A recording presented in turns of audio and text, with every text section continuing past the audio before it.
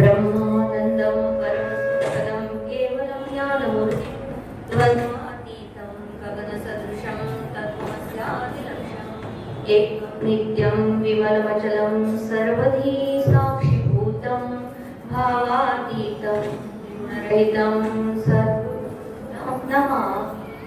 गुरुर्ब्रह्मा गुरुर्विष्णु गुरुर्देवो महेश्वरः गुरुर्साक्षात् परब्रह्म तस्मै श्रीगुरवे नमः। कराणे जयाजी असे जन्मभूमी श्रीदत्त उपासना नित्यनेमी गुरु वासुदेवे कृपा प्रणकेली नमस्कार नानान समासाधिकाळी नमस्कार नानान समासाधिकाळी। सद्गुरुनाथ महाराज आणि आपण सर्व उपस्थित परमात्मा स्वरूप श्रोते यांना मी मनपूर्वक वंदन करते।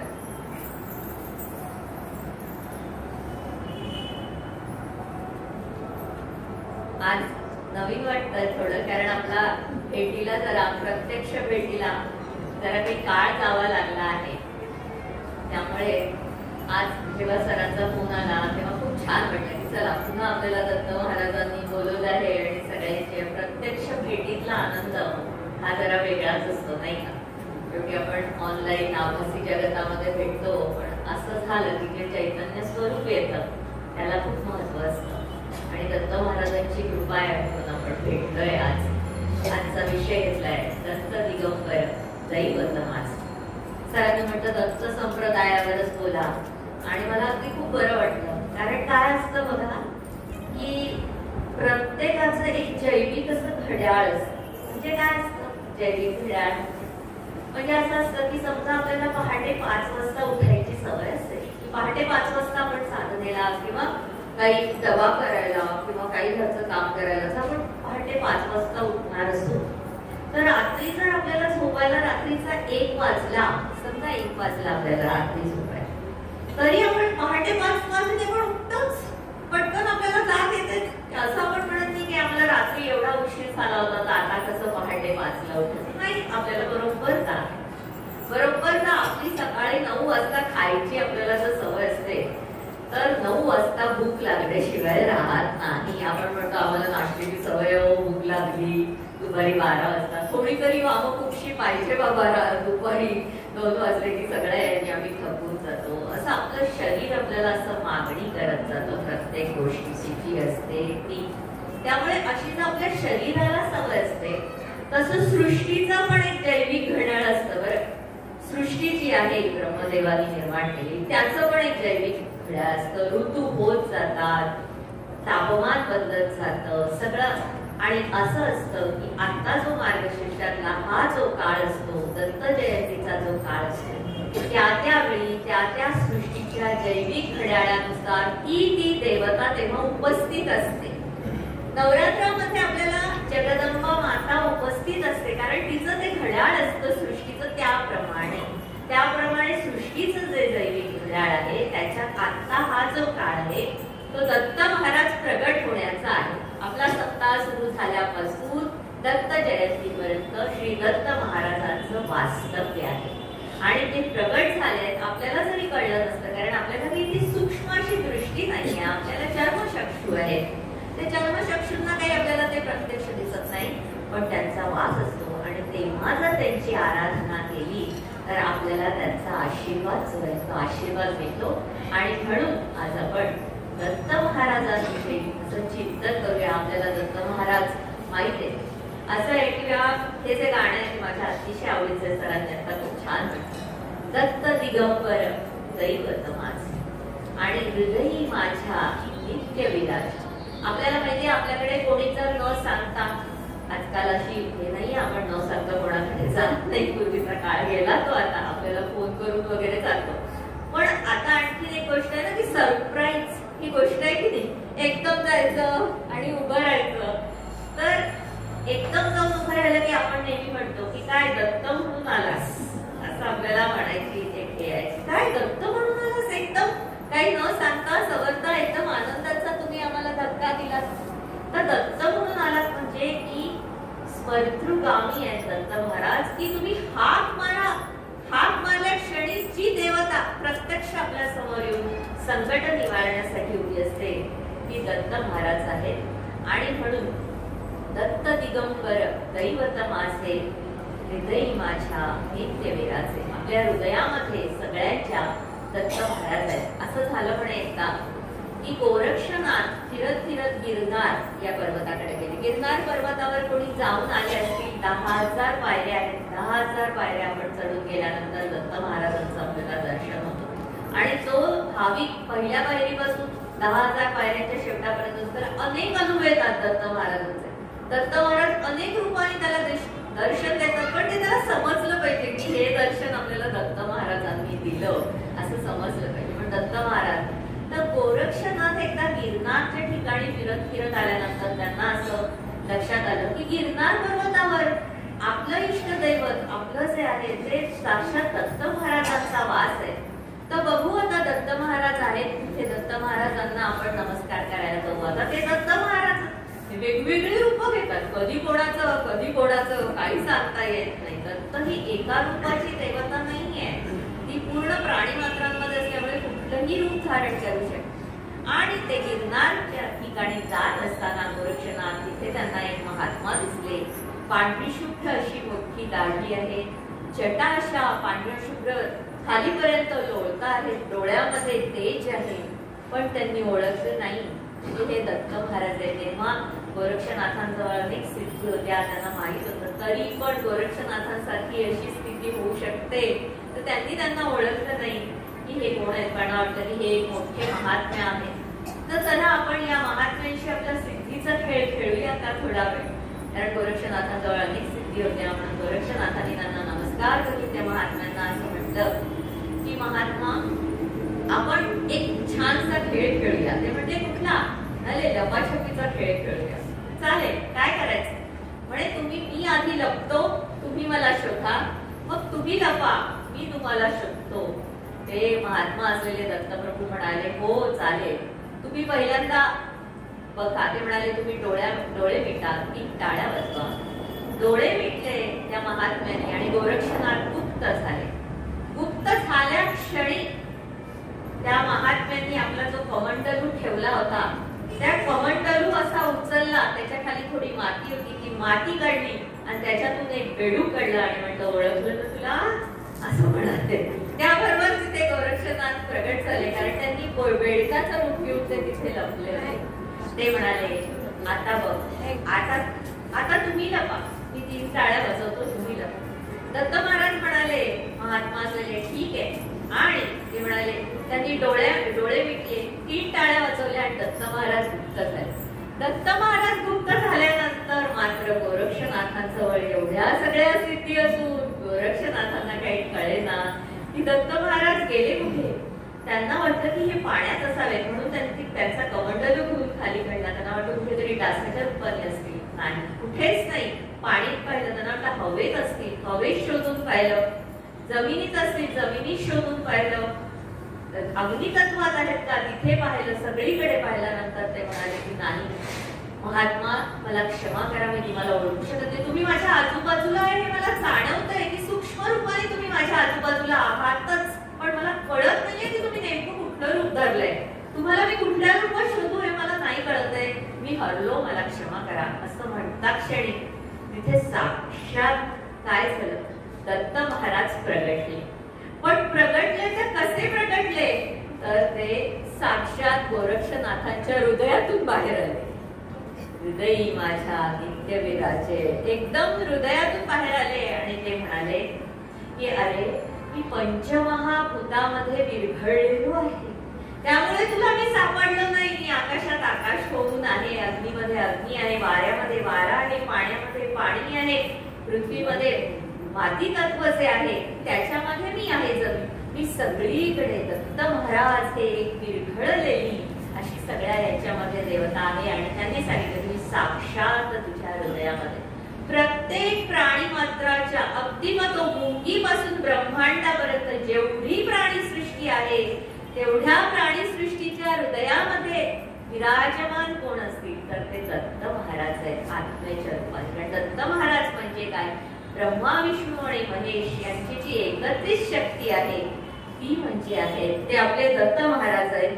त्यामुळे दत्त महाराज हे प्रत्येकाच्या हृदयामध्ये एकदा असं म्हटलं होतं, अकबर आणि बिरबल यांची कथा एक आहे की अकबराने म्हटलं होतं बिरबलाला की अरे तुमच्या इतक्या देवता आहेत, इतक्या देवतांची तुम्ही उपासना करता, नवरात्रात देवीकडे जाता, श्रीरामाकडे रामाकडे जाता, सगळीकडे जाता, तुम्हाला जर एकेकाळी संकट आलं तर तुमची कुठली देवता धावून येणार पटकन, अशी कोणाला तुम्ही हाका माराल आणि काय यार. पण बिरबल कृती करण्यात होते ना, त्यामुळे बिरबलांनी म्हटलं आता कृती दाखवली पाहिजे आपल्या बादशहाला. आणि मग एक दिवस असं झालं की बादशाह आपल्या केस सोडून आपल्या गच्चीवरती बसला होता आरामात ऊन खात. तिकडे मोठा असा तलाव होता पोहण्याचा. त्या पोहण्याच्या तलावावर त्याची दासी त्यांच्या नातवाला घेऊन खेळवत होती आणि खेळता खेळता असं झालं की बादशाचा नातू त्या तलावात पडला.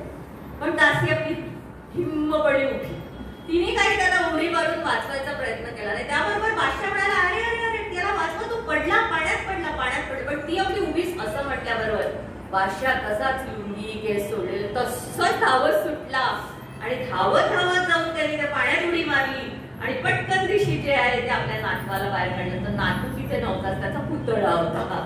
त्यामुळे त्याने मग तो एकदम रागे भरला. दासी घाबरून गेली. दासीला त्याला कोणी केलं? ती म्हणाली मला बिरबलांनी सांगितलं म्हणून मी असं केलं. बिरबलाला बोलवून आणल्यावर बिरबल म्हणाले बघा, जेव्हा संकट पडलं तेव्हा तुमच्याकडे इतके नोकर चाकर असून तुम्ही कोणाला हाक मारली का नाही? तुम्ही स्वतः धावत आलात की. तरी असं आहे सगळ्या आमच्या देवता ज्या त्या मातृस्वरूप आहेत. त्या मातृस्वरूपाने भक्तावर जेव्हा संकट येतं तेव्हा पटकन धावून येणारे आहेत. याला बोलवा त्याला बोलवा असं आम्हाला करावं लागत नाही. आणि दत्त ही देवता सुद्धा मातृस्वरूप आहे. श्री दत्तांमध्ये ब्रह्मा विष्णू महेश आणि त्यांच्या अंगावर बसलेली जी शक्ती आहे ती अनघा शक्ती आहे. ती तिघी म्हणजे सरस्वती जी आहे ती, त्याच्यानंतर लक्ष्मी आहे ती आणि पार्वती आहे ती, या तीन शक्तींचे एकरूप जे आहे ते अनघा शक्तीमध्ये आहे. ती अनघा शक्ती श्री दत्तात्रयांच्या मांडीवर बसलेली अशी संपूर्ण मातृस्वरूप अशी देवता आहे ती दत्त महाराज आहेत. आणि दत्त महाराजांना हाक मारल्या क्षणी दत्त महाराज आपल्या हृदयातून प्रगट होतात. म्हणून म्हटले दत्त दिगंबर दैवत मासे हृदयी माझ्या नित्य विराज. अनसूयेचे सत्व आगळे तीनही देवही झाली बाय. अनसूया माता, अनसूया माता ही प्रत्यक्ष दत्त प्रभूंची माता आहे. बघा एखादं तेज सहन करायला तेवढं उदरामध्ये आपल्याला धारण करायचा एक परमात्मा म्हणजे काय शक्ती असेल बघा बरं, की काय शक्ती असेल त्या. असं वाटतं ना नेहमी श्रीरामांना धारण करणारी त्यांची आई कौसल्या माता, एवढं तेज परमात्म्याचं सहन करायचं आपल्या गर्भाशयात म्हणजे तिचं तेवढी शक्ती पाहिजे की नाही तिच्यामध्ये. ती अनसूये, तिथं अनसूया ही कर्दम ऋषींची द्वितीय पुत्री होती. आणि कर्दम ऋषी हे जे होते ते अत्यंत महान होते, तेजस्वी होते, तपस्वी होते. त्यांची ही द्वितीय कन्या अनसूया. तर ही लहानपणापासून ही तडफदार तेजस्वी होती. जन्माला आली तीच पुढे अग्नितत्व घेऊन ती आली. त्यामुळे कर्दम ऋषीचे प्रगटले असं म्हटलेलं आहे. तिच्या आईच्या उदरामध्ये जे आहे ते कर्दम ऋषीचं तप घेऊन ती जन्माला आलेली. अत्यंत तेजस्वी होती. तेव्हा जेव्हा उपवत झाली तेव्हा तिच्या वडिलांनी तिला विचारलं की आता तुझा विवाह करायचा आहे तर मग काय. तेव्हा अनसूयेने विचारलं की मला धारण करणारा, माझं तेज सहन करणारा असा एखादा कोणी आहे का पुरुष की जो माझ्याशी विवाह करू शकेल. तेज धारण करायचं म्हणजे काय आहे. तेव्हा कर्दम ऋषींनी सांगितलं की हो, असा एक तेजस्वी आणि तपस्वी तरुण आपल्याकडे येतो म्हणजे साक्षात अत्रि असे आहेत. आणि मग कर्दम ऋषी अत्रि ऋषींकडे गेले आणि अत्रि ऋषींकडे गेल्याबरोबर अत्रि ऋषींनी कर्दम ऋषींना नमस्कार केला आणि म्हटलं की आज माझं भाग्य उदयाला आलं की विष्णू ज्यांच्याशी संवाद करतात ते कर्दम ऋषी आज माझ्या घरी आले आहेत. तेव्हा त्यांनी सांगितलं की माझी विनंती आहे की तुम्ही माझ्या मुलीला तिचं पाणी ग्रहण करावं, तिच्याशी विवाह करावा. तेव्हा अत्रि एका क्षणात हो म्हणाले. कर्दम ऋषींना वाटलं होतं की हो म्हणतील की नाही, विवाह करतील की नाही. पण ते म्हणाले अत्रि ऋषी की हो, अशीच मला विवाह योग्य असलेली अशीच मुलगी मला हवी आहे. आणि मग अत्रि आणि अनसूया यांचा विवाह झाला. अनसूयेची एक मैत्रीण शांडिनी नावाची होती. एकदा अंधार झाला होता आणि त्या अंधारातून ती आपल्या पतीला घेऊन चालत असताना मांडव्य ऋषींना राजाचे जे सेवक होते ते चोरीचा आळ धरून त्यांना घेऊन जात होते. आता तेव्हा काही लाईट नसेल किंवा उजेड नसेल, रात्रीचा प्रचंड काळोख असेल आणि त्या काळोखामध्ये ते राजाचे दूत विनाकारण चोरीचा आळ आणून मांडव्य ऋषींना घेऊन जात होते. अंधार होता सभोवती आणि ही आपल्या पतीबरोबर चालली असताना तिला काही दिसलं नाही आणि तिचा चुकून असा धक्का लागला. त्याबरोबर त्यांना ज्या तिने पकडून देत होते त्यांना धक्का लागला त्या सुळाचा आणि त्याबरोबर मांडव्य ऋषींना राग आला आणि ते म्हणाले, जिनी मला धक्का दिला आहे की सूर्योदय होता क्षणी ती विधवा होईल, तिचा पती मरेल. त्याबरोबर तिला शांडिलीला वाटलं की काय झालं, माझा चुकीने धक्का लागला, पण आता काय करू. आणि म्हणून ती घाईघाईत आपली मैत्रीण असलेली अनसूया तिच्याकडे गेली आणि तिने तिला सगळा वृत्तांत कथन केला की आता मी काय करू. तेव्हा अनसूया म्हणाली, हे बघ, सृष्टी ही काही धर्मशाळा नाही, जे काय घडायचं असतं ते घडतंच. त्याप्रमाणे सगळं त्या परमात्म्याने ठरवलेलं असतं, त्यात एक सुसूत्रता असते. त्याप्रमाणे जर असं घडायचं असेल, तुझा पती उद्या सूर्योदयाच्या आत जर मरायचं असेल तर तो मरेल. तेव्हा ती म्हणाली, अगं तुझ्यासारखी तेजस्वी आणि परखड अशी मला मैत्रीण असताना मी का बरं विधवा होऊ. मी अजिबात विधवा होणार नाही, तू माझ्यासाठी काहीतरी करेल. बर असं म्हणाली. ती म्हणाली, अगं जर का तुझा पती त्या मांडव्य ऋषींचा शाप आहे आणि जर का तो मरायचा असेल तर मरू दे. तेव्हा ती म्हणाली, काय अगं काय बोलतेस हे, मी माझ्या पतीशिवाय कशी काय जगणार आहे. ती म्हणाली, तो जरी मेला तरीही त्याला मी जिवंत करीन आणि तुला सौभाग्यवती करीन. एवढी तू माझी जी आहे, मी तुला जे शब्द देते तो खरा मी करून दाखवीन. आणि या शब्दाचं हे मनामध्ये जा, शांत झोप आता घरी, काहीही विचार करू नकोस. तो जरी गेला तरी तुला मी. आणि खरोखर अनसूयेने तिचा नंतर पुत्रत्व, ती पण एवढी सती होती की तिने सूर्या, त्याला पतिव्रता होती की तिने सूर्याला सांगितलं की उद्या सकाळी सूर्योदय जर झाला तर माझा पती जाईल, तर हे सूर्या लक्षात ठेव, आदित्य जर का उगवलास तर लक्षात ठेव. काय असते स्त्रीची ताकद, काय असते तपाची तेजस्वी. पण स्त्रियांची जी हे असते ना, ताकद असते, शक्ती जी आहे ती विनाकारण, जी ऊर्जा म्हणतो आपण, जी ऊर्जादायी आहे. एक स्त्री घरात नसेल तर घर शून्य होऊन जातं थोडे दिवस जाऊ द्यावर. पण ती शक्ती विनाकारण कुठे कुठे कुठे कुठे अशी खर्च होते आणि नेमकी कुठल्या कारणांसाठी लागायला हवी त्या कारणांसाठी ती लागत नाही. आणि त्याच्यामुळे काय होतं, ती गर्भ उद्ध्वस्त होतात, कुटुंब उद्ध्वस्त होतात. स्त्रियांनी जर आपली शक्ती व्यवस्थित वापरली तर आज राष्ट्राला भूषण होतील अशी पुत्र ती देऊ शकते. एक राष्ट्र आपलं उभारून जाऊ शकतं, सगळं चांगलं होऊ शकतं. पण तिने असं म्हटलं आणि नंतर अनसूयेने तिच्या पतीला जिवंत केलं. अशी जी अनसूया आहे तिचं सत्व काय विचारायचंय. आणि म्हणून म्हटलंय, अनसूयेचे सत्व आगळे तिन्ही देवही झाली बाळे. आपल्याला माहितीये की ब्रह्मा, विष्णू आणि महेश तिच्या दाराशी आले भिक्षा मागायला आणि तिने त्यांना बाळ स्वरूपी करून टाकलं. तर असं आहे की दत्तगुरूंनी जे 24 गुरु केले आहे त्याच्यामध्ये एक गुरु हे बाळाला कळलंय बरं का. बाळ हे एक गुरु आहे का, तर बाळ जे आहे ते किती निष्पाप असतं, किती निरागस असतं. मी म्हणते नुसतं माणसाचं बाळ असं नाही, तुम्ही कुठल्याही प्राण्याचं कुठलंही पिल्लू बघा, आपल्याला लोभ येतो की नाही त्या बाळाचं. अक्षरशः मांजरीचं पिल्लू पाहिलं, कुत्र्याचं पिल्लू पाहिलं, आहो कशाला त्या डुकराचं पिल्लू पाहिलं तरी आपल्याला वाटतं की अरे बापरे. पिल्लाकडे पाहिल्यावर आपल्याला वाईट असं आपल्या मनामध्ये अशी घृणा वगैरे, तिरस्कार वगैरे उत्पन्न होत नाही. कुठलंही पिल्लू पाहिलं तर आपल्याला, माणसाचं बाळ पाहिलं की सगळे आकर्षित होतात त्या बाळाकडे, पटकन त्या बाळाला कधी घेणार, कधी टोचवणार असं वाटत. एवढं बाळ का बरं असतं, कारण बाळ हे निरागस निष्पाप असतं, त्याच्यामध्ये कुठलेही विकार नसतात, ते आपल्या आनंदामध्ये मग्न असतं.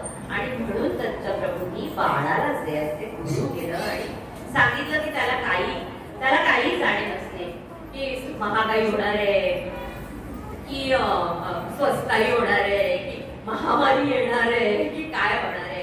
आणि बाळाला असतं बरं का, एखाद्या बाळाची आई खूप कुरूप असली म्हणून ते जात नाही आई जवळ, असं असतं का हो. किती असो कशी असो ते बाळ आईकडे कसं शिकवलं, आई ती आईच असते ना शेवटी, असं ते बाळ प्रेम करणार असतं. आणि म्हणून आपल्या आनंदात मग्न असतं. हा बालभाव हा निरागस आणि निष्पाप असा असतो. आणि तसं तिने तिघांना करून टाकलं. ब्रह्मा, विष्णू आणि महेश हे ज्या पद्धतीने तिचं सत्वहरण करायला आलं होतं तिने त्यांना बालभावामध्ये रूपांतरित करून टाकलं. आणि सगळ्या स्त्रियांकडे जी मातृभावना असते बाळाच्या मनामध्ये, कोणाकडे पाहून हसतं बाळ, कोणी असं मग तो एखादा श्रीमंत माणूस असो नाही तर रस्त्यावरचा भिकारी असो, कोणाकडे पाहून हसतं. त्याच्या मनामध्ये काही नसतं सगळे विकार. त्यामुळे अनसूयेचे सत्व आगळे तिही देवनी झाली बाळे असं म्हटलेलं आहे. त्रयमूर्ती अवतार मनोहर असं म्हटलंय. 3 मूर्ती आहेत, ब्रह्मा, विष्णू आणि महेश. तर ब्रह्माचं काम काय आहे तर सृष्टी निर्माण करणं. सगळ्या ब्रह्माने अवघी सृष्टी निर्माण केली. अगदी कीटक आपल्याला दिसतही नाहीत असे सूक्ष्म जंतू असतात. त्या सूक्ष्म जंतूंपासून जे काय आहे मोठा आपल्याला न दिसणारा असे सुद्धा मोठे मोठे जीव त्यांनी निर्माण केले. तरी ब्रह्मदेवाला समाधान झालं नाही. इतकी सृष्टी, पंचमहाभूत, दिशा सगळं ब्रह्मदेवाने निर्माण केलं. पण ब्रह्मदेवाला समाधान झालं नाही. तेव्हा त्यांनी 2 डोळे, नाकपुड्या, एक मुख असं असलेला, हात, पाय, पोट, उदर सगळं असलेला असा सुंदर असा मानव तयार केला. आणि तेव्हा त्याला त्याच्या सृष्टीला पूर्णत्व आलं. आणि मग त्याला वाटलं की आज त्याला समाधान वाटलं की एक आता सुंदर माणूस निर्माण केला. आणि तो माणूस निर्माण केल्यानंतर त्या माणसाने त्याला विचारलं प्रत्यक्ष ब्रह्मदेवाला की मी कोण आहे. आणि तेव्हा त्याला समाधान झालं की मी कोण आहे हा प्रश्न केल्याबरोबर त्यांनी सांगितलं त्याला या जगाच्या पसाऱ्यामध्ये सोडून दिलं. आणि त्या माणसाला सांगितलं तू कोहम मी कोण आहे विचारतोय ना, तुला सोहम भावामध्ये तू जो आहे तो रूपांतरित हो, परिवर्तन होऊ दे. तुलाच कळू दे की मी कोण आहे, माझ्या आतमध्ये काय आहे. गुरुनाथ बाबा दंडवत असं म्हणत की आपल्याला जगामध्ये जन्माला आल्यापासून अनेक जणांची ओळख होते. पण सगळ्यांची ओळख होऊन एक दिवस आपण देह ठेवून देतो, पण स्वतःची काही ओळख होत नाही. मी कोण आहे, माझं मी कसा आलो, कुठून आलो, काय आलो, कुठे जाणार आहोत, काय मी इथेच का जन्माला आलो, या गावातच, मी या कुटुंबातच का जन्माला आलो, मी या जातीतच का जन्माला आलो, मी स्त्री म्हणून का जन्माला आलो, मी पुरुष म्हणून का जन्माला आलो, मी का असं का या जातीतच मी का जन्माला आलो, या कुळातच मी का याचा विचार आपण जरी आपला देह ठेवला तोपर्यंत आपल्याला होत नाही. आणि माझ्यामध्ये कोण आहे असं ते पण आपल्याला कळत नाही. तर असं तुम्ही देह ठेवू नका असं संत मंडळींनी म्हटलेलं आहे. कोहमचं सोहम काय हे करण्यासाठी ब्रह्मदेवानी बघा आपल्या ज्या जात्यावरती 100 वर्षापूर्वी आपल्याकडे काही चक्की नव्हती, गिरण्या नव्हत्या, तेव्हा आपल्याकडे बायका बिचाऱ्या पहाटे उठायच्या आणि त्या जात्यावरती दळायच्या, सगळं दळण आणि ओव्या म्हणायच्या. इतक्या सुंदर सुंदर ओव्या त्या सगळ्या महिलांनी स्त्रियांनी गाऊन ठेवलेल्या आहेत की आज शिक्षण आमचं इतकं झालेलं आहे तरी आम्हाला त्यातलं काही कळत नाही बरं का. मर्म होतं. एका स्त्रीनी गोवी गाऊन ठेवलेली आहे. ती म्हणाली समुद्राच्या काठी विष्णू वाळून मळी, बाहुली घडवी ब्रह्मदेव. समुद्राच्या काठी विष्णू वाळून मळी म्हणजे काय करतो की समुद्राची न संपणारी वाळू हा विष्णू घेतो आणि ती मळतो. आणि त्या मळल्यानंतर त्याच्यामधून जो बाहुली घडवतो तो ब्रह्मदेव आहे. बाहुली घडवी ब्रह्मदेव. काय आपण तर बाहुल्याच आहोत ना आपण इथे. आहे काय आपल्या हातात आहे का हो काही. म्हणजे समजा ते कळसूत्री बाहुल्यांचा मालक वरती बसलेला आहे. आपण सगळ्या कळसूत्री बाहुल्या, 2 कळसूत्री बाहुल्यांचं जर युद्ध लागलं आणि त्याच्यामध्ये जर एकीचा विजय झाला तर दुसऱ्या कळसूत्री बाहुलीने म्हटलं की मीच मारलं माझाच विजय झाला. तर तो हात हलवणारा जो म्हणेल वा वा मी सगळं केलं, तुला मी शक्ती दिली, तू म्हणतेस काय झालेलं आहे म्हणून. तर असं आहे न संपणारी वाळू घेतो आणि त्याच्यातून रोज नवे नवे नवे नवे आकार जन्माला येतात. किती किती मुलं आज किती बालक जन्माला येतात रोज सांगा, किती त्याची गणती आहे. बरं त्या ब्रह्मदेवाचं काम असं आहे की एकसारखा चेहरा नाहीये. बघा एखाद्या हॉस्पिटलमध्ये एखाद दिवशी एक माझी मैत्रीण आहे काय तर ती सांगते की एक दिवशी आपल्याकडे 10 बाळं जन्माला येतात, 10 बाळं. पण ती मला एक दिवस असं म्हणाली की आम्ही एक दिवस तिच्या घरी गेलो होतो तर ती अस्वस्थ होती घरी. वरती तिचं घर, खाली हॉस्पिटल होतं आणि खाली हॉस्पिटल असताना ती वर आली, आम्ही गेलो होतो, भेटायला आली, पण तिचं लक्ष नव्हतं कुठे. मी म्हटलं काका आज तुझं लक्ष नाही का? ती म्हणाली हो, खाली एक पैलटकरीण आलेली आहे आणि ती कळा देते आहे आणि आता लवकरच ती प्रसूत होईल. माझं सगळं लक्ष तिकडे लागलेलं आहे आज, की काय तिच्याकडे लागलेलं आहे. तर मी म्हटलं तू जा. तिला मी म्हटलं, ती म्हणाली नाही मी माझ्यात नसते. जेव्हा एका स्त्रीची प्रसूती होणार असते तेव्हा मी माझ्यात नसते. मी त्या परमेश्वराच्या ज्या असा अनाकलनीय असा जो चमत्कार असतो त्याच्यामध्ये मी लीन झालेली असते. आणि नंतर त्या एवढ्याशा गर्भाशयात, जसं तुकाराम महाराजांनी म्हटलेलं आहे की अरे ते गर्भाशय केवढंच असतं, त्याच्यामधून 10 पाऊंडाचं, 11 पाऊंडाचं, 9 पाऊंडाचं बाळ बाहेर. ते बाळ एकदा बाहेर आल्यावर पुन्हा बसवा बरं, त्याला आतमध्ये जायला सांगा. ते बसेल का? त्याचा आकार एवढाच होऊन जातो. अक्षरशः एकदा बाळ पोटातून निघालं उदरातून त्या गर्भाशयातून आकार एवढं मोठं बाळ असतं, एवढ्याशा पिशवीमधून बाहेर आला. केवढा मोठा चमत्कार आहे. काय झालं, कसं झालं, कुठून हात पाय डोळे सगळं कसं आलं त्याला, काय आलं, मोठं. तर ती म्हणते, ती मला म्हणाली की जेव्हा ते बाळ बाहेर येतं आईच्या उदरातून, त्या परमेश्वराला हात जोडून नमस्कार करते. काय सुंदर त्याची ती कलाकृती असते. कुणाला केस असतात, जावळ असतात, काळे काळे फोड, तर कुणी अक्षरशः नुसतं टकलू टकलू बाळ येतं. कोणाला भुवया असतात, कुणाला भुवयात असतात. कोणाची जिवणी छोटी असते, कोणाची मोठी असते, कोणाचे डोळे काळे बोर असतात, कोणाचे पिंगट असतात, कोणाचे निळे असतात, कोणी बरोबर पान असतं, कोणी काळ काळ फुट्ट असतं, कोणाचे कान एवढे असतात, कोणाचे कान एवढे असतात. अरे काय, कोणी हात लांब असतात, कोणाचे हात आखून असतात. अरे कसं ते बाळ आईच्या पोटामधून बाहेर येतं आणि मग ते बाळाला मी घेतल्यावर वाटतं परमेश्वरा काय ही तुझी कलाकृती, काय तू धन्य आहेस, महान आहेस तू, हे अशी कलाकृती तू घडवली आहेस. तर असा आहे, असा तो ब्रह्मदेव आहे दत्त महाराजांमध्ये की ज्यांनी आपल्याला जन्म दिलेला आहे. अशा ब्रह्मदेवाचं सृष्टी निर्माण करणारा जो आहे. आणि आकार तर त्यांनी किती वेगवेगळे निर्माण केले आणि आकाराला सुद्धा फार महत्व आहे बरं का. समजा जर का असं आहे की कोणीतरी आज शिरा केला, आपल्याकडे साचे असतात की नाही, आपण करंजीचा साचा असतो, मोदकाचा साचा असतो, कसाही साचा असतो. तर समजा एखाद्याने झुरळाचा किंवा पालीचा साचा केला आणि त्याच्यामध्ये शिरा भरला आणि असा प्लेट मध्ये तुम्हाला आणून दिला. तुम्ही खाल का? आपण खाऊ का?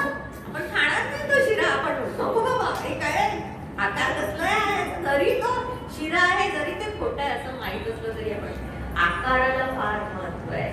आणि त्या ब्रह्मदेवाने असे वेगवेगळ्या प्रकारचे आकार जे आहेत ते निर्माण केले. म्हणून नेहमी आपल्या शरीराला सुद्धा आपण एक नमस्कार केला पाहिजे. आपण रोज कारण हे शरीर टेंबे स्वामींनी म्हटलं की बळकट द्वार आहे, पण या शरीरातच आपल्याला योगेश्वराचं म्हणजे परमेश्वराचं दर्शन आहे. कोणत्याही प्राणी सृष्टीमध्ये परमेश्वराचं दर्शन होऊ शकत नाही.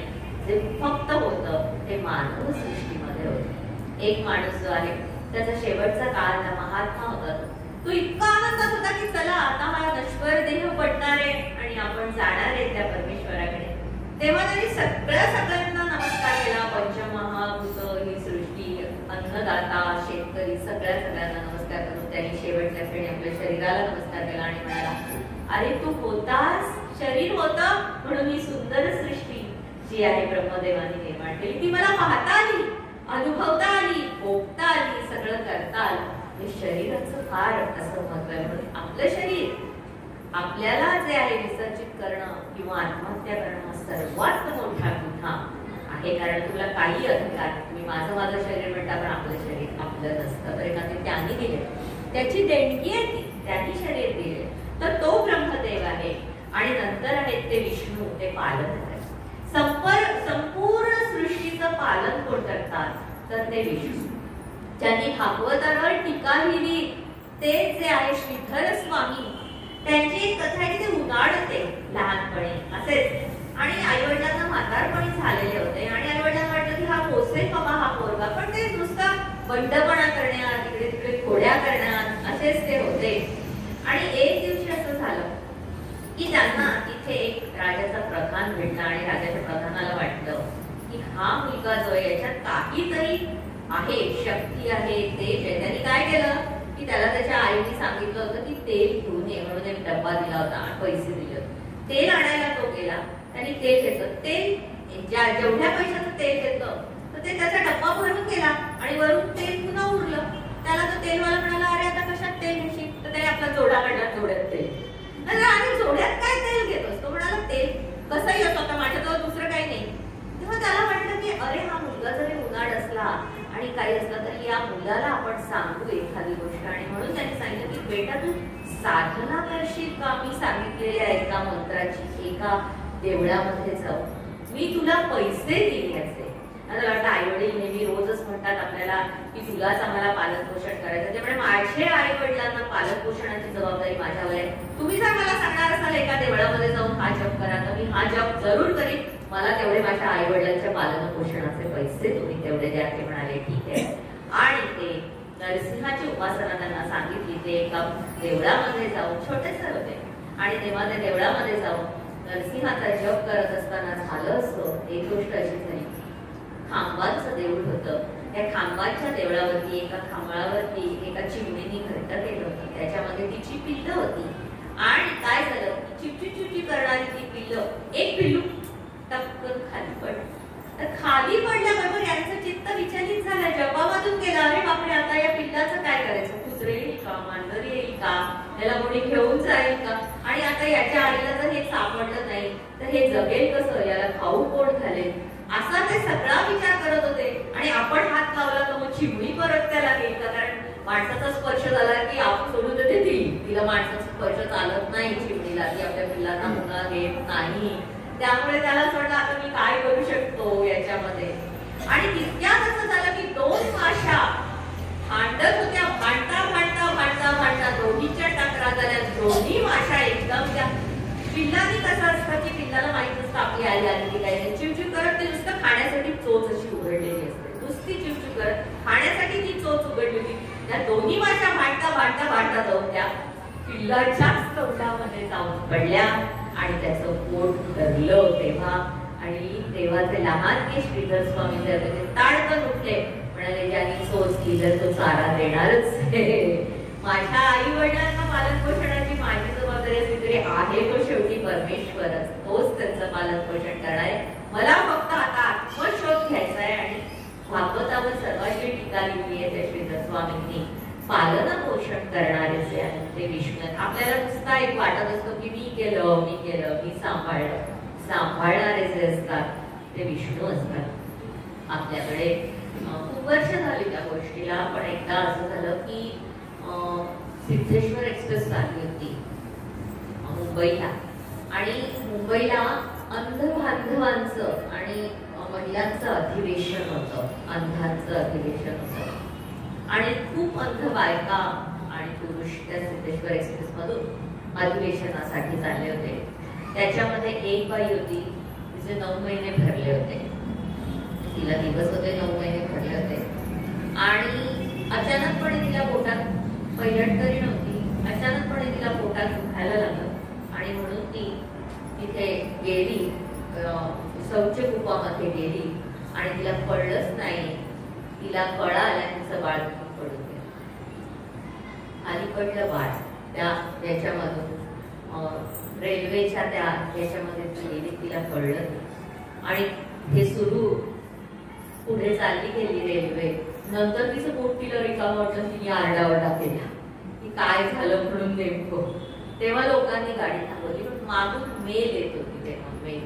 तर त्याचा जो उजेड होता त्या उजेडामध्ये एक किती एवढंसं बाळ असेल, ते केवढंसं असेल ते तान्हाची. पण त्या मेल असलेल्या त्या ड्रायव्हरनी आपल्या इंजिनचे ब्रेक दाबून थांबले. आणि त्या किती दगड असतात हो त्या रुळावरती, तर तो गेला तिथे, पाहिलं तर बाळ एवढंच, किती नाजूक असतं ते बाळ.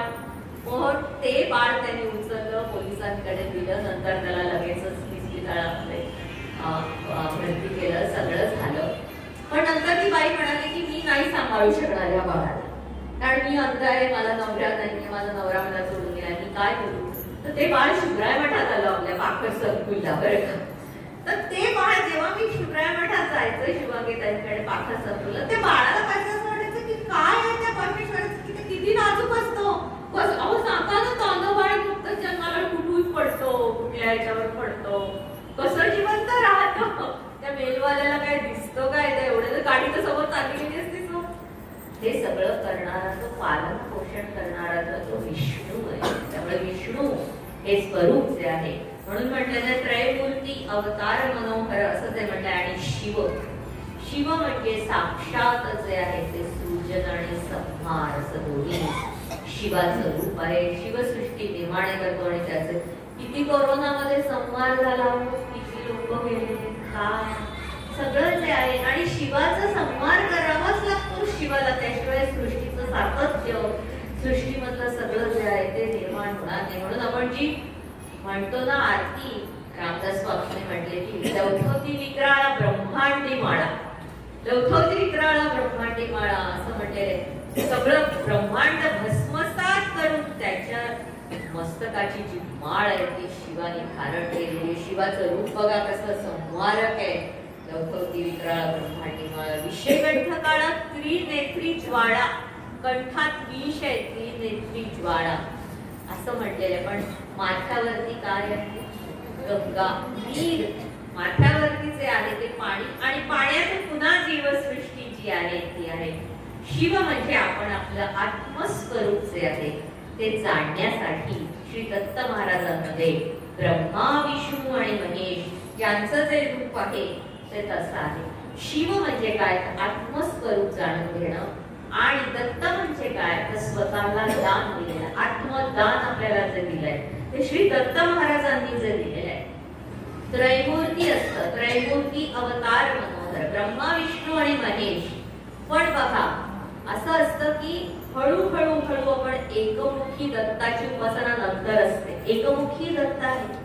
साक्षात गुळवणी महाराजांना टेंबे स्वामींनी जे दर्शन दिलं ते एकमुखी दत्तामध्ये दिलं, व्याख्यावर धारण केलेलं जे आहे तसं दिलेलं आहे.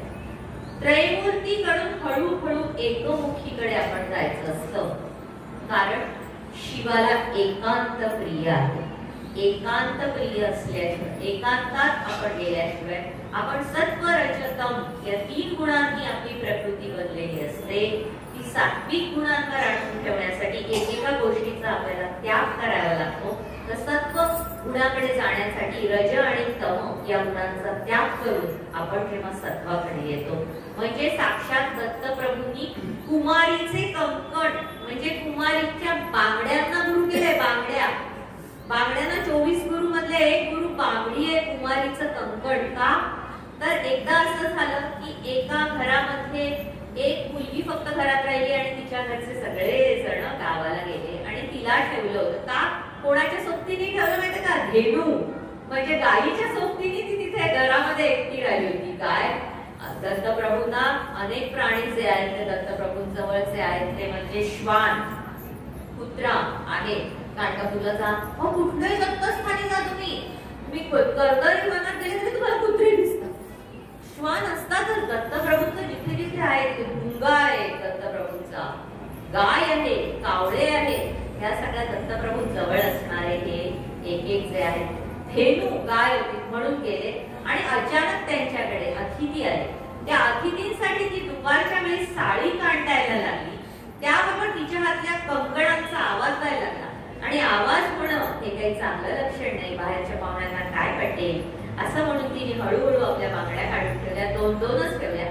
2 काढत असताना पण 2ही बांगड्यांचा किटकिट आवाज व्हायला लागला. तेव्हा तिने एकच बांगडी आपल्या हातामध्ये ठेवली आणि तेव्हा आवाज होण्याचं थांबलं. म्हणून दत्तप्रभू म्हणतात, एकांत लाभल्याशिवाय तुम्ही उपासना करू शकत नाही. दोघं असले की दोघांच्या विचारधारा होतात आणि भांडण होतात. दोघांच्या विचारधारांमध्ये मतभेद होऊ शकतात, संघर्ष होऊ शकतो. एकता, एकांत प्रिय. आणि म्हणून दत्तप्रभूंना वाघ सुद्धा प्रिय.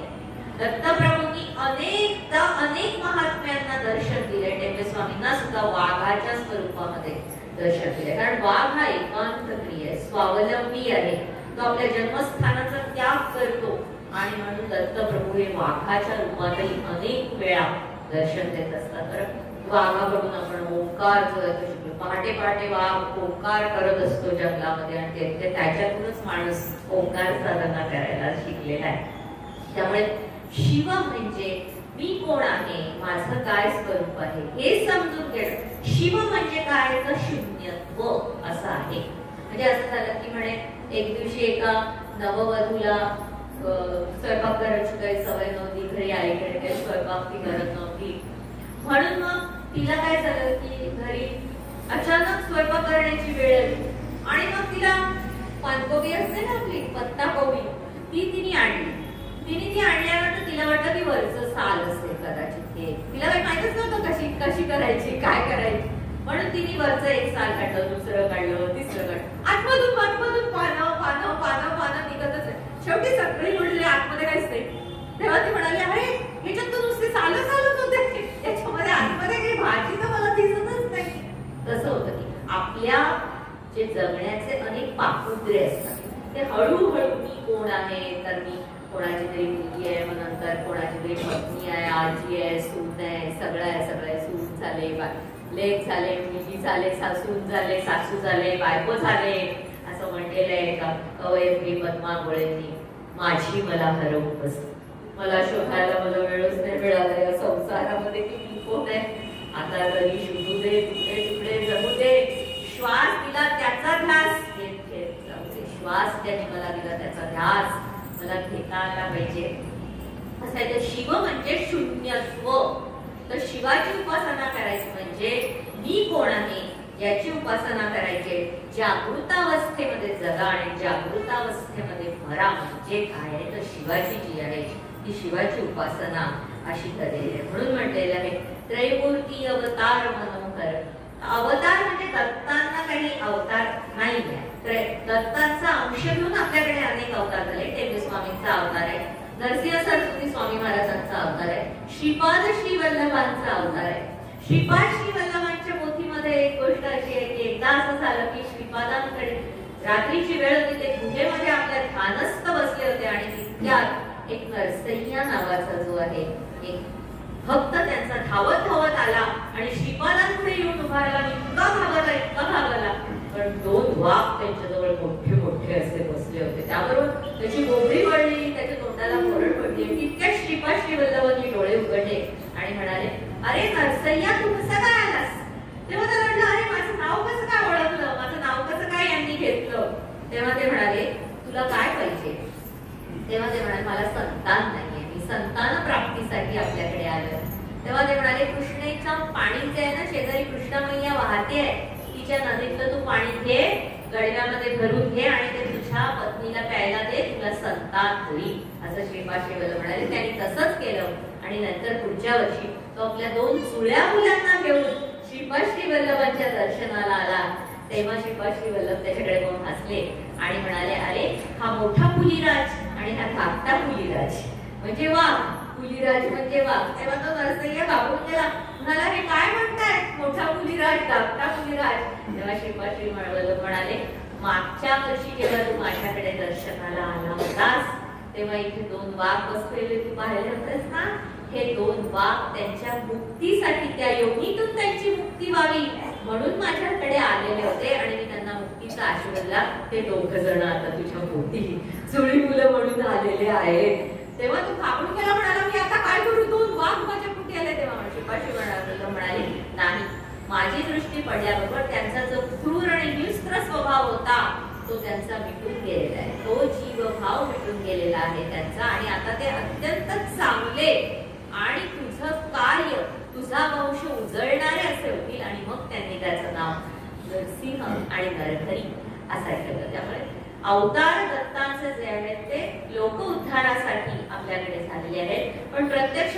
दत्त महाराज हे चिरंजीव अवतार आहे आणि म्हणून त्यांचं रूप असं आहे त्रैलोक्य. असं कुणाचं तरी रूप आहे का? एका तीन शिरे 6 हात असं नाही. हा मानवी अवतार नाही.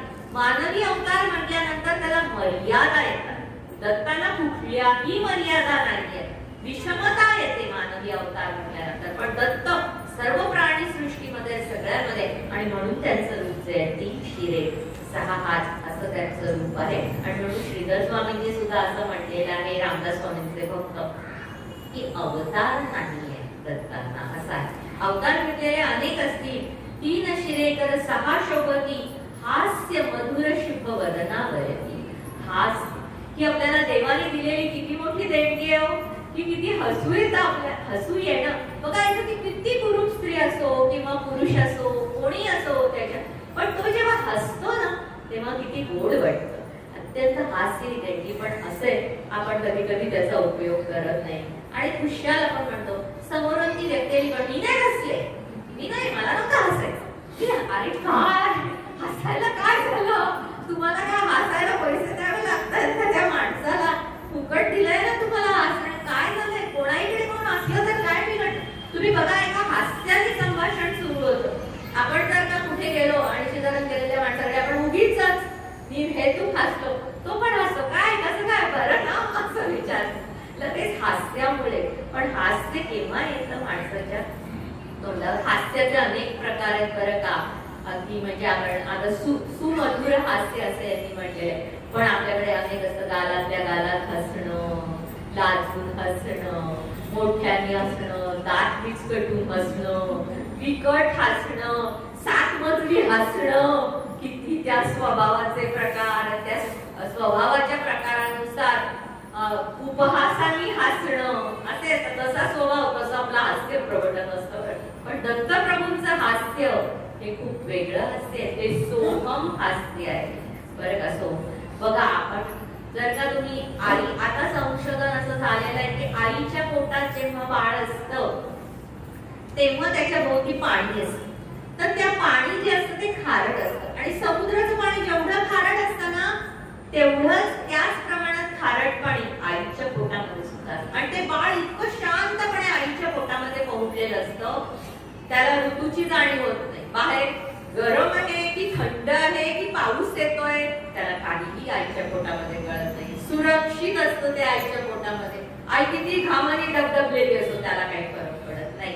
आईला भूक लागते त्याला भूक लागत नाही पोटामध्ये, कारण नाळेतून अन्न जे आहे ते टिपटिप टिपटिप असं त्याला जातच असतं. आणि त्याला नावगाव नाही हवं तेव्हा त्या बाळाला नाव नाही. आपल्याला आपल्या नावाचा सुद्धा अवतार असतो की माझं नाव कोणी मी ओळखत नाही, तुम्ही माझं नाव हे अमुक अमुक आहे माझं. प्रत्येकाला आपल्या नाव सुद्धा नाही त्याला, मी आहे हा अहंकार सुद्धा नाही त्याला. ते बाळ असं असतं, ते विष्णू स्वरूप असतं आईच्या पोटामध्ये.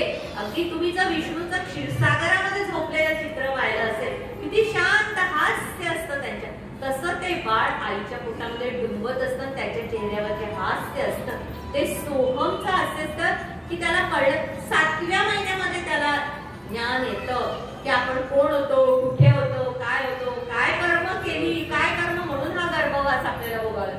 आणि अशा वेळेस तो फक्त परमेश्वराचं नाव अखंड नामस्मरण करतो आणि मग त्याच्या चेहऱ्यावर अत्यंत सुंदर असं हास्य येतं.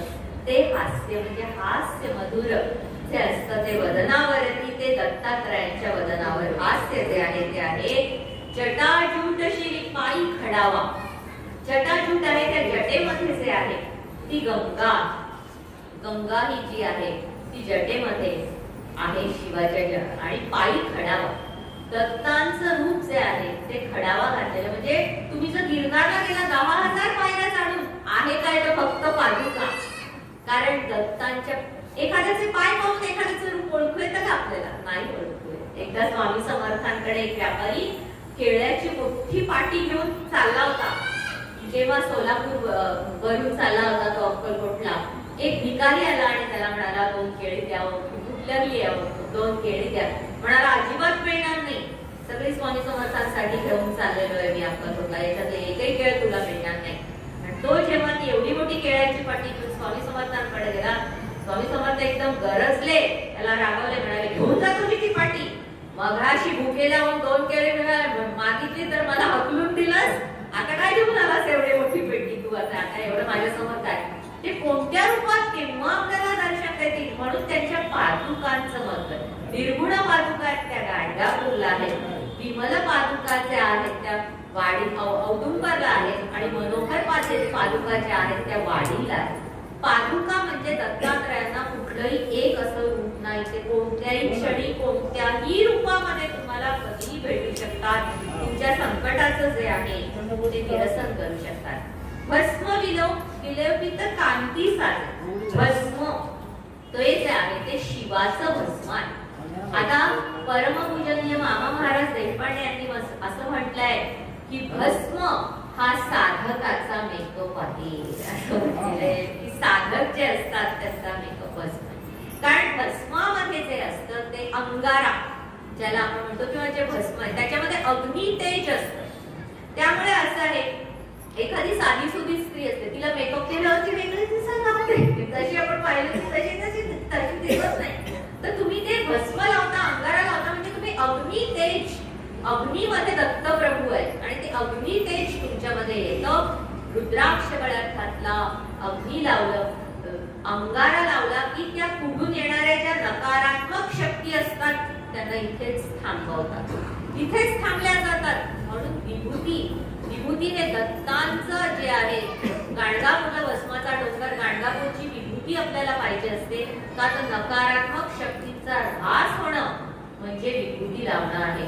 माझे सद्गुरू नाना महाराज तराणेकर पुडी द्यायचे अंगाराचे आणि म्हणायचे जिथे आमची पुडी तिथे आमची पुडी, असं म्हणायचे. तिथे माझे प्राण आहेत. कारण तुम्हाला कुठलंही संकट येऊ, काही येऊ, तुम्ही एकदा का अंगारा लावला की अंगारा लावल्यानंतर तुम्हाला अतिशय मोठी अशी शक्ती मिळते. म्हणून आपण कुठल्याही देवस्थानांमध्ये गेलो तर आधी अंगारा लावतो की आधी विभूती लावतो की नाही? का तर ही विभूती म्हणजे रक्षण आहे, सर्वात पासून जे आहे ते रक्षण आहे. म्हणून भस्म विलेपित कांती साजे, पाहुनी प्रेमळ सुंदर मूर्ती, आनंदाचे आसू झरती, असं म्हटलेलं आहे.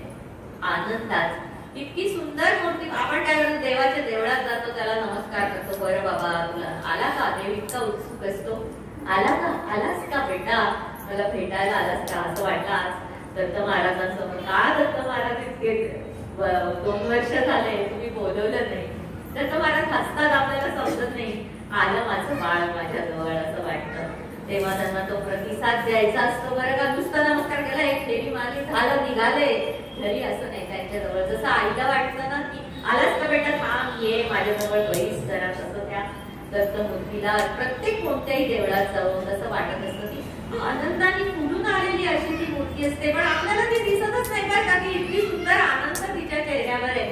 कारण आपण नेहमी दुःखी चेहऱ्याने तिथून घंटा वाजवली, आलो रे बाबा असं म्हटलं की त्या देवाला प्रश्न पडतो, आता काय मागायला आला कोणास ठाऊक, काहीतरी मागण्याची यादी घेऊन आलेला आहे की मला हे दे, मला ते दे. अरे मी तर तुला सर्वस्व आनंदाचा कंद द्यायला इथे उभा आहे, पण तुझ्या याद्या काही संपतच नाही.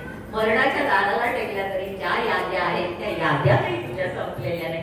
त्यामुळे दत्तप्रभूंना आनंद रूपात पाहणं हे आपल्याला जमलं पाहिजे आयुष्यामध्ये. पाहुनी सुंदर, त्यांनी म्हटलेलं आहे की पाहुनी प्रेमळ सुंदर मूर्ती आणि आनंदाचे आसू झरते. डोळ्यामध्ये अश्रू येणं ही अगदी गोष्ट फार वेगळी आहे बरं का. अश्रू येणं, हा अश्रू येतात आपल्या डोळ्यात जातात तर रडतो. काही झालं की रडगाणं गाणं आपल्याला सारखं रडगाणं गाठायचं, प्रत्येक सामान्य माणसाचा स्वभाव आहे.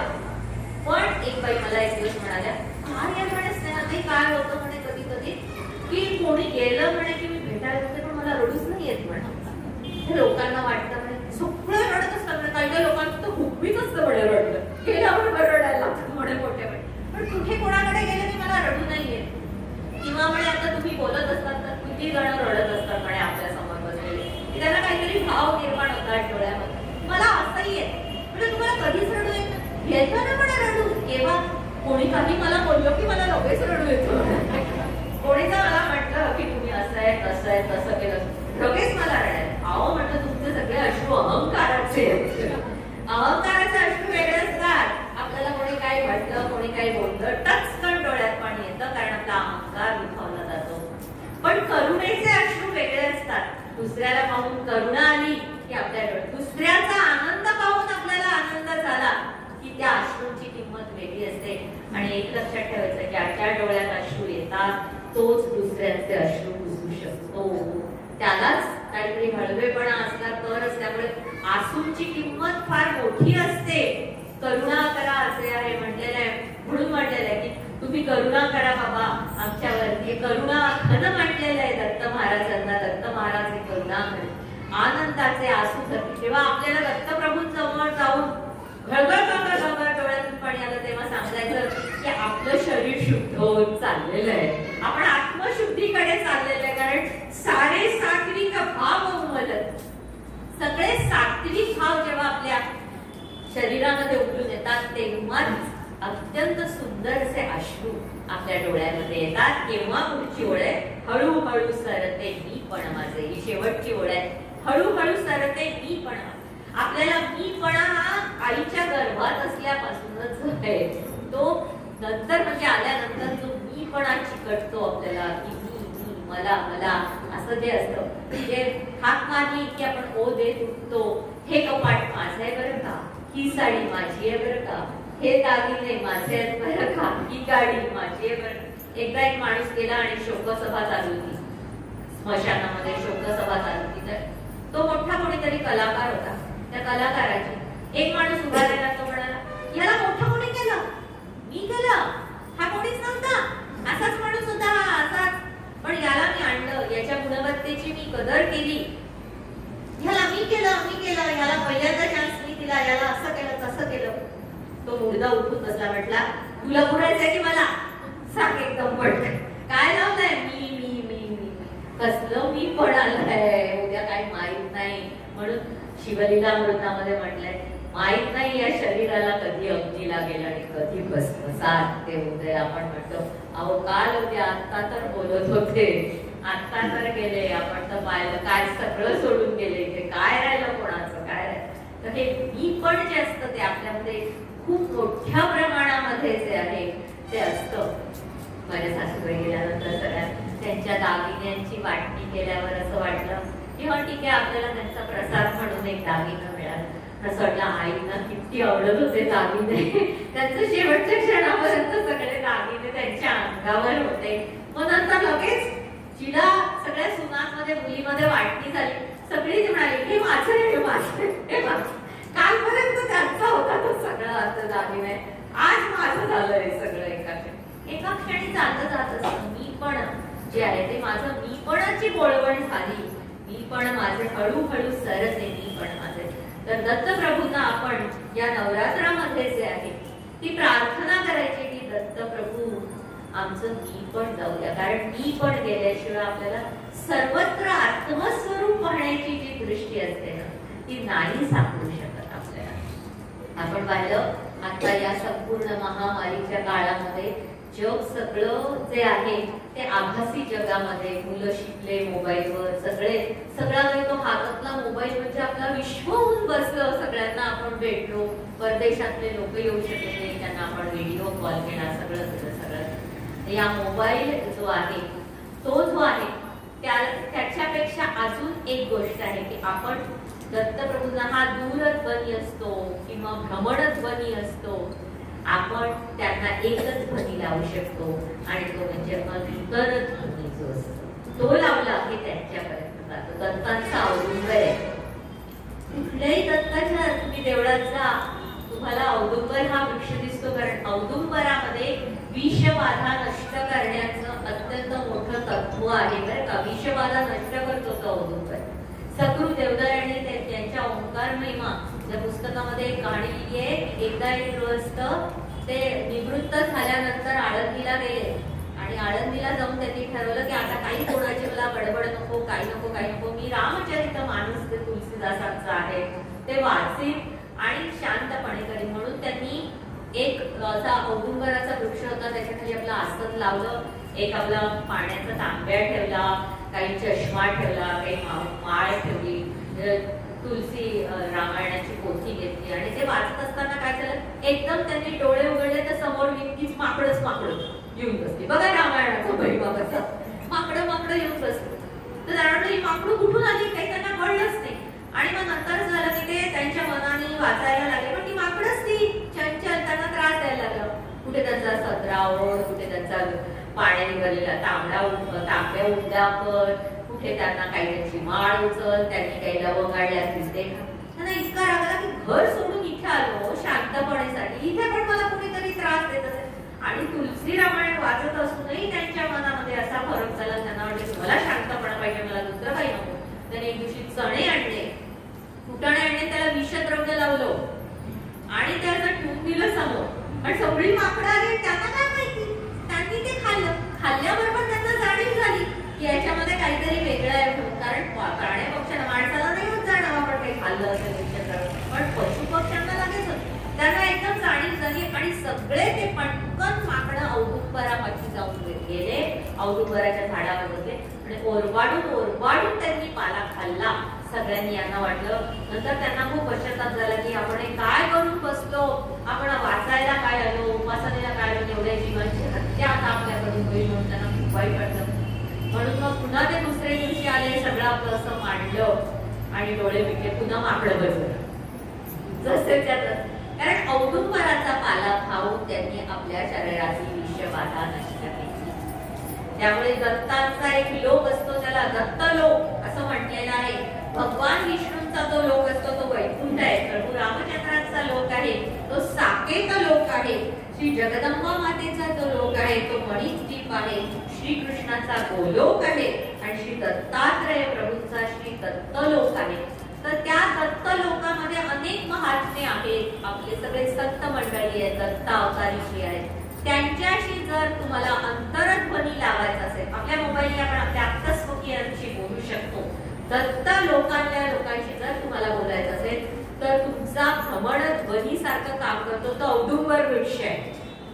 औदुंबराच्या वृक्षापाशी जाऊन तुम्ही जर आपल्या अंतरातली प्रार्थना केली, बरं त्याला नुसता नमस्कार करायचा नाहीये, त्या औदुंबराला नुसता जवळून नमस्कार असा नमस्कार न करता त्याला जाऊन मिठी मारायचे, 2 हात घट्ट धरून बसायचे, त्याला डोकं टेकवायचं. म्हणजे त्याच्या आतमध्ये मुळामधली जी शक्ती असते जमिनीमधली ती सरसर वर येऊन तुमच्या अंगामध्ये येते आणि तुमच्याही शरीरामध्ये जे काय अनेक वर्ष साठवलेलं विष असतं ते विषही निघून जातं. तुम्ही पण शुद्ध व्हायला लागतात आणि दत्त लोकातल्या महात्म्यांशी थेट संवाद साधता येतो. म्हणून गुरुचरित्राचं पारायण करायचं, ते औदुंबर वृक्षाखाली करायचं. ते फळतं कारण तुम्ही जे वाचता, तुमच्या ज्या कामना असतात त्या थेट दत्त लोकांमध्ये त्या जागल्या असतात. म्हणून खूप ठिकाणी जे आहे ते औदुंबर वृक्षाखाली गुरुचरित्राचं पारायण करत असतात. तर असे दत्त प्रभू, त्यांना आपण आता आज हे इतकं सुंदर असं छान चिंतन आपल्याला करायला मिळालं. आज त्यांची इच्छा होती म्हणून आपण आलो इथे. असं असतं की तीर्थक्षेत्राकडे जाणारी पावलं ही आपली नसतात, बरं ही त्याची कृपा असते. तेव्हा खूपदा असं ठरवतो आता उद्या सकाळी लगेच अक्कलकोटला जाऊन येऊया, दर्शन करू. काय आपण तर 9 वाजता तर घरी येऊ, नंतर स्वयंपाक करू, सगळं करू, सगळी तयारी झाली असते. सकाळी काहीतरी विघ्न येऊन उभं राहतं, तू आपण जाऊ शकत नाही अक्कलकोटला, किती ठरवलं. आणि एखाद दिवशी अचानक स्वामी महाराज बोलत असतात, ध्यानीमध्ये नसताना आपण अक्कलकोटला जाऊन पोहोचतो. कारण काय, तीर्थक्षेत्राकडे जाणारी पावलं आपली नसतात. त्यांनी बोलवलं तर आपण येतो.